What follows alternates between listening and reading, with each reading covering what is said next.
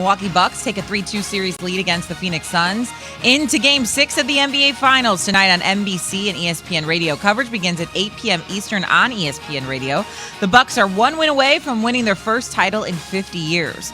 Milwaukee is the fourth team in finals history to go down 2-0 and win the next three games. The 2006 Heat and 1977 Trailblazers went on to win the title in those two seasons. Giannis Antetokounmpo has averaged 32.2 points per game through his first 5 career finals games. Only Rick Barry, Allen Iverson, and Dwayne Wade averaged more. Team USA guard Zach LaVine put in health and safety protocols and did not travel to Tokyo. USA Basketball said in a statement that it hoped LaVine would be able to join the team in Japan later this week. He is now the third player to be affected in the past week, as Bradley Beal had to leave the team because of the protocols, and Jeremy Grant was in contact tracing quarantine for 4 days. LaVine started Team USA's last 2 exhibition games, which were both wins, and averaged 10.3 points per game in all 4 of the exhibition games. Nashville Predators prospect Luke Prokop becomes the first active player under NHL contract to come out as gay. Prokop made the announcement on social media and said his decision to come out in April when he returned from Calgary after his season ended because of COVID-19. Prokop was selected in the 3rd round of the 2020 NHL draft by the Predators and signed a 3-year entry-level contract with Nashville back in December. Prokop played last season for the Calgary Hitmen of the Western Hockey League. SportsCenter brought to you by Straight Talk Wireless. Be your own hotspot with Straight Talk's unlimited plan. Get 10 gigs of hotspot data for just $55 a month, all on America's largest, most dependable networks. Straight Talk Wireless, no contract, no compromise, compatible device required. See straighttalk.com. Keyshawn, J. Will, and Zubin on the road to training camp. Count down the days to the football and getting you ready for the season. I like this kind of party. We're going to be here all day, baby. On the road to camp, that's right. Training camp in the NFL starts this week. I can't believe it is already here on Thursday. The Steelers and the Cowboys are going to report because they are in the Hall of Fame game this year. Keyshawn, J. Will, and Zubin, presented by Progressive. All guests join us on the Goodyear Hotline, but those 3 dudes not in the building. Instead, Shay Cornett and Bart Scott hanging out with you. That's what we're calling ourselves, Shake and Bake, a little S&B. Hanging out with you on a Tuesday morning. Okay, let's talk Giants here for a minute.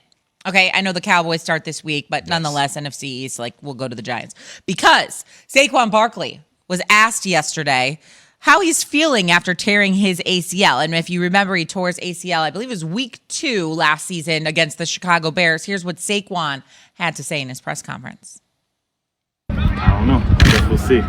Just taking it day by day and just listen to my body. And whenever I'm able to get out there, make sure that I'm 110%. Not just for the safety and healthy of myself, my well-being, but just so I can go out there and compete at a high level and show the world that Saquon is. So Saquon saying we'll see in terms of he'll be ready for training camp, if he'll be ready for week 1. As a reminder, week 1, the Giants will host the Broncos in New York. And so surprised? No, not really. With an ACL, MCL, I mean, he tore up his knee pretty bad. The we'll see thing is understandable, but being coy nonetheless is the star running back for the Giants. And so I guess, would we be surprised if we don't see him week 1? What does this do for the Giants? Do you think he's just being coy? What are your thoughts, Bart?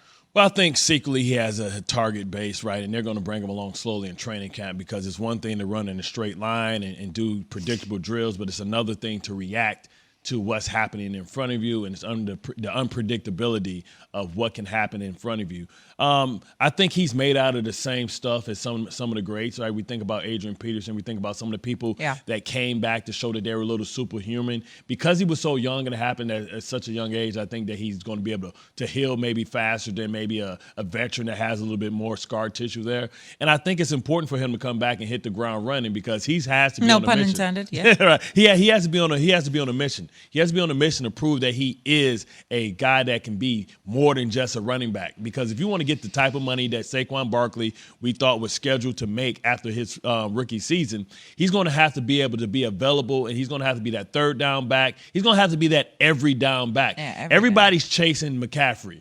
And if he wants to be considered like McCaffrey or Alvin Kamara and be able to get that type of money, he's going to have to show up, and he's going to have to be available. He's going to have to do the tough yards. We want to see him be able to run in between the tackles, not always have to circle the defense and have the explosive plays. Can he be consistent like a guy like Nick Chubb to get the tough yards? That remains to be seen, and I think the success of not only the Giants but Danny Dimes rests on Saquon Barkley's thighs.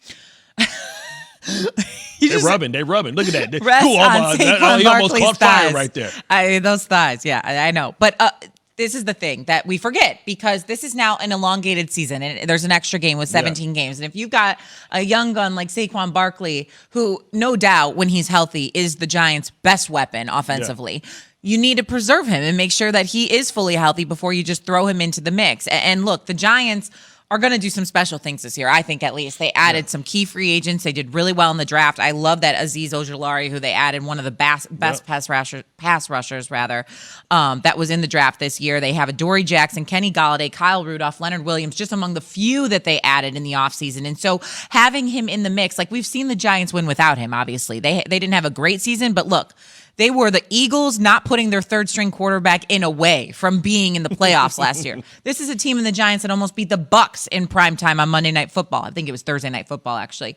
So they were right there, even without Saquon and without all these off-season additions. So why rush him back for week 1 against the Broncos? It's not necessary. If he doesn't feel fully ready to go when you've got an extra game on the back end anyways, let him chill. I need to know what he's all about, right? And listen, when you're going into your not free agent year, but the year where they got to figure out if they're going to give him a long-term contract or not, you're treated like a rental car.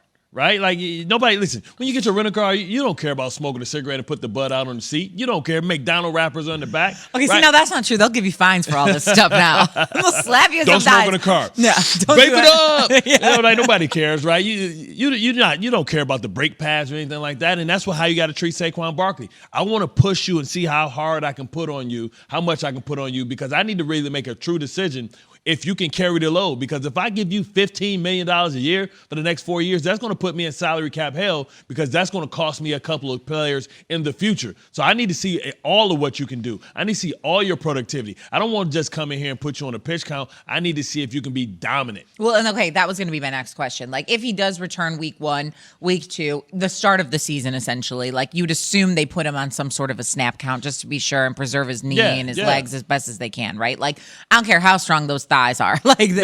Well, Adrian Peterson, and remember, Gettleman said he's a yellow jacket type of guy. That's why he's a what do you call it? Whatever generational player, right? And he passed on Lamar Jackson. He passed on Josh Allen and picked Saquon Barkley. Well, it's time for you to start putting up, buddy, because my job is on the line. Yeah. You know what I mean? My job is on the line. If you're Dave Gettleman and this team, we made all the excuses in the world, right? Why this team hasn't been better. I think the Giants have the worst record in the last 5 or 6 years outside of the Cleveland Browns as far as record-wise. Like, people forget, it's been a long time since 2012 when they won that championship. It went to, they went from 0 to 100 back down to 0. And listen, last year was cute, but it still didn't yield any results. No, it didn't. And so the time is now. Giants open training camp next week, and week 1 for them is at home against the Broncos. Keyshawn, J. Will, and Zubin, brought to you by Straight Talk Wireless. Get 10 gigs of hotspot data for just $55 a month, all on America's largest, most dependable network, Straight Talk Wireless. Compatible device required. See straighttalk.com. All right,